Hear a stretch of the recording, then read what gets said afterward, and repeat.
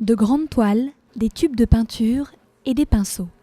Nous ne sommes pas dans un atelier de maître, mais au 100, un établissement culturel du 12e arrondissement de Paris. Ici, pas de sélection à l'entrée. L'aquarelliste du dimanche côtoie le futur Picasso. Une offre qui présente de nombreux avantages pour les artistes. Un lieu de travail chauffé, avec des conditions assez agréables. Un lieu de travail pas cher, en plein Paris. Et ensuite, un lieu où on peut rencontrer d'autres artistes et pouvoir échanger. J'ai une petite pièce chez moi, mais c'est vrai que c'est assez difficile de peindre tout seul. Et c'est plus motivant d'être avec d'autres personnes qui font la même chose. À contre-courant d'une politique culturelle tournée vers les professionnels, le 100 s'adresse aux amateurs. La politique culturelle est plutôt une politique de prestige, plutôt tournée vers Paris, capitale de la culture, phare du monde, etc. Plutôt qu'une politique tournée vers les habitants, etc. Et pour lutter contre la précarité des artistes, les tarifs sont modulés en fonction des revenus.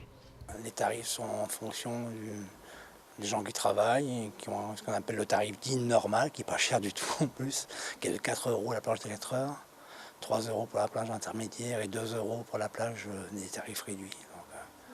Pas un bruit dans l'immense atelier, la concentration règne en maître. On sent que tout le monde prend ça au sérieux et on peut sentir aussi une sorte de respect mutuel. C'est pas un silence perturbant, c'est un silence de concentration et ça n'empêche pas qu'on dise un petit bonjour et puis qu'on parle, qu'on s'échange nos remarques. Une atmosphère qui a même séduit les chats.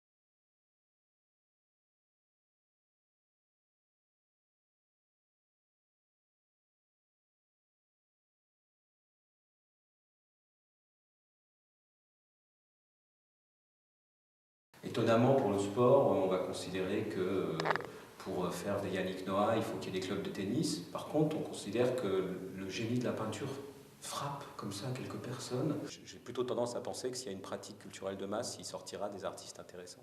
7 jours sur 7, 12 heures par jour, ça tourne toutes les 4 heures, puisque toutes les 4, on tourne par service de 4 heures, donc enfin, par demi-journée de travail, mais nous on en a 3 demi-journées par jour, donc 3 fois 4 heures.